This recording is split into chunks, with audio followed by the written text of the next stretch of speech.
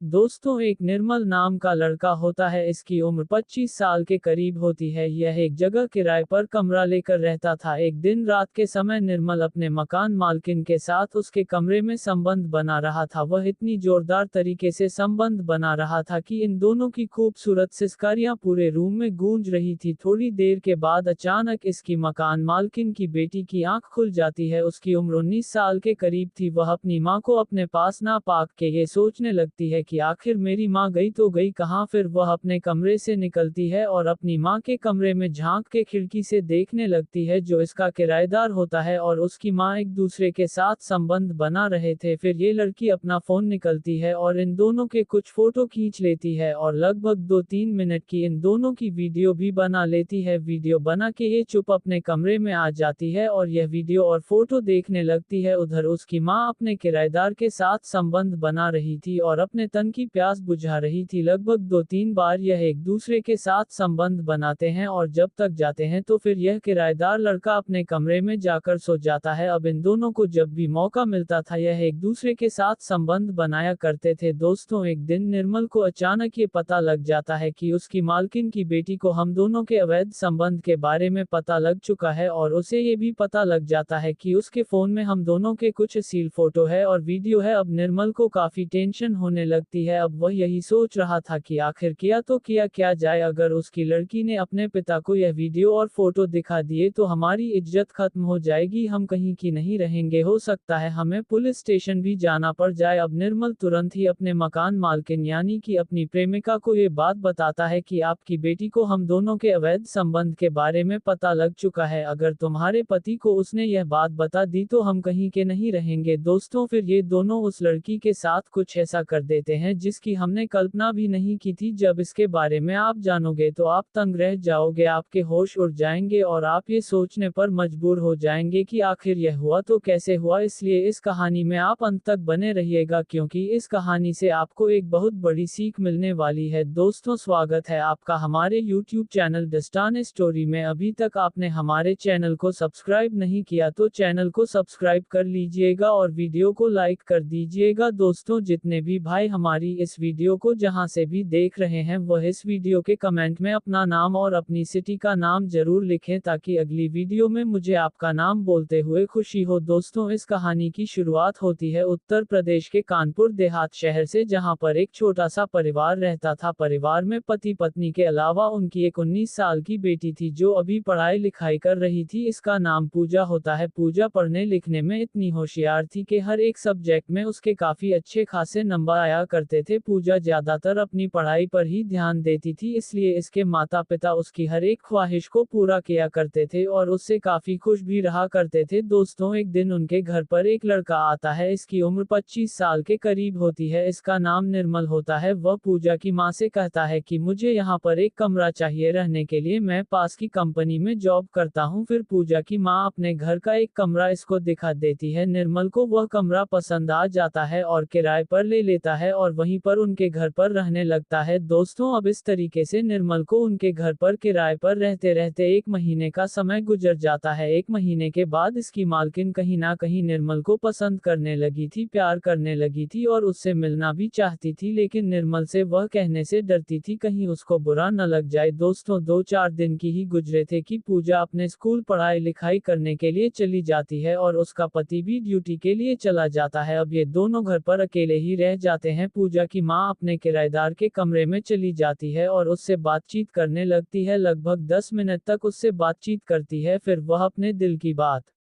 निर्मल से कह देती है कि वह उससे प्यार करती है, मोहब्बत करती है और उससे मिलने का वह मौका देख रही थी। अच्छा, निर्मल तो यह चाहता था कि निर्मल भी अपनी मकान मालकिन को पसंद करता था, उससे प्यार करता था, लेकिन वह भी उसे कहने से डरता था। जब अपनी मकान मालकिन की यह बात वह सुनता है तो खुश हो जाता है। फिर ये दोनों थोड़ी देर तक बात करते हैं और एक दूसरे से प्यार करने लगते हैं। दोस्तों, इन दोनों का प्यार इतना परवन चढ़ता है कि यह एक दूसरे के साथ संबंध स्थापित कर लेते हैं। ये ये दोनों लगभग 2-3 बार उस दिन संबंध बनाते हैं और जब तक जाते हैं तो जो उसके मकान मालकिन होती है वह अपने कमरे में जाकर लेट जाती है। दोस्तों, अब इन दोनों को जब भी मौका मिलता था तो यह एक दूसरे के साथ गलत काम किया करते थे और अपने तन की प्यास बुझाया करते थे। एक दिन रात के 12 बजे के करीब निर्मल अपने कमरे से निकलता है और अपनी मालकिन के कमरे में आ जाता है और उसके साथ संबंध बनाने लगता है। वह इतनी जोर तरीके से संबंध बनाता है कि इन दोनों की खूबसूरत सिसकारियां पूरे रूम में गूंज रही थी। इसकी मकान मालकिन भी निर्मल का भरपूर साथ दे रही थी। तभी अचानक पूजा की आंख खुल जाती है और अपने बिस्तर पर वह अपनी मां को ना पाके वह यही सोचने लगती है कि आखिर मेरी मां कहां पर गई होगी। वह लगभग 10 मिनट तक अपनी मां का इंतजार करती है, लेकिन जब उसकी मां वापस नहीं आती है तो उसे कुछ शक होता है और वह अपने कमरे से बाहर निकलती है और अपनी मां के कमरे में झांक के जब देखते हैं तो उसका किराएदार और उसकी मां एक दूसरे के साथ नग्न स्थिति में गलत काम कर रहे थे। अब पूजा तुरंत ही अपना फोन निकलती है और इन दोनों के कुछ फोटो लेती है और लगभग 2-3 मिनट की इन दोनों की वीडियो भी बना लेती है। अब चुपचाप दबे पैरों अपने कमरे में आकर लेट जाती है और इन दोनों के फोटो और वीडियो देखने लगती है। अब दूसरी तरफ पूजा की मां और उसका किराएदार जो है यह एक दूसरे के साथ संबंध बना रहे थे। लगभग 2-3 बार एक दूसरे के साथ संबंध बनाते हैं और जब तक जाते हैं तो निर्मल होता है वह अपने कमरे में जाकर सो जाता है। दोस्तों, अब इस तरीके से लगभग 15 दिन का समय ही गुजरा था कि अचानक निर्मल को ये पता लग जाता है कि उसकी मालकिन की बेटी पूजा को हम दोनों के अवैध संबंध के बारे में पता लग चुका है और उसके फोन में हमारे कुछ अश्लील वीडियो और फोटो हैं। अगर उसने ये फोटो और वीडियो अपने पिता को दिखा दिए तो हमारी इज्जत खत्म हो जाएगी, हम कहीं के नहीं रहेंगे। अब निर्मल को काफी टेंशन रहने लगी थी। अब वह यही सोच रहा था कि आखिर किया तो किया क्या जाए। अब वह तुरंत ही अपनी मकान मालकिन के पास जाता है, यानी कि अपनी प्रेमिका के पास चला जाता है और उसकी बेटी के बारे में पूरी कहानी बताता है कि हम दोनों के अवैध संबंध के बारे में आपकी बेटी को पता लग चुका है। अब थोड़ी देर तक तो ये दोनों चुपचाप रहते हैं, लेकिन थोड़ी देर के बाद एक दूसरे के साथ मिलकर एक भयानक प्लान बना लेते हैं। दोस्तों, एक दिन सुबह के टाइम पूजा की मां पूजा के लिए चाय बनती है और उसमें जहर की गोली मिला देती है। जहर की गोली मिलाने के बाद वह चाय पूजा को पीने के लिए दे देती है। जब पूजा उस चाय को पीती है तो थोड़ी देर के बाद उसकी हालत खराब हो जाती है और जोर जोर से चीखने चिल्लाने लगती है। तभी उसके पिता आते हैं और पूजा को एक अस्पताल में भर्ती करवाया जाता है, लेकिन इलाज के दौरान उसकी मौत हो जाती है। अब पूजा के पिता जोर जोर से रो रहे थे, चिल्ला रहे थे, चीख रहे थे और वह यही सोच रहे थे कि उसकी बेटी की बीमारी के चलते ही मौत हुई है। अब इस तरीके से दोस्तों एक हफ्ते का समय ही गुजरा था कि पूजा के जो पिता होते हैं एक बात को नोटिस करते हैं कि उसकी पत्नी जो है उसकी पत्नी काफी खुश रहती थी, यानी कि अपनी बेटी के जाने का उसको कोई गम नहीं था, उसके चेहरे पर कोई शिकन नहीं थी। अब पूजा के पिता को कुछ डाउट होने लगता है और यही सोचने लगते हैं कि कहीं मेरी पत्नी मेरी बेटी के साथ कुछ गलत तो नहीं किया है। अब तुरंत ही वह अपनी बेटी का फोन उठाते हैं और उससे उगलवाने लगते हैं और उसमें जो फोटो और वीडियो देखते हैं उन्हें देखने के बाद उनके पैरों के नीचे से जमीन खिसक जाती है और वह दंग रह जाते हैं। अब उनको पूरा यकीन हो चुका था कि मेरी पत्नी ने और निर्मल ने मिलकर मेरी बेटी को मार दिया है और उसकी हत्या कर दी है। दोस्तों, पूजा के पिता को अपनी पत्नी के ऊपर पहले भी शक था, क्योंकि कई बार उसकी पत्नी गैर मर्दों के साथ संबंध बनाते हुए पकड़ी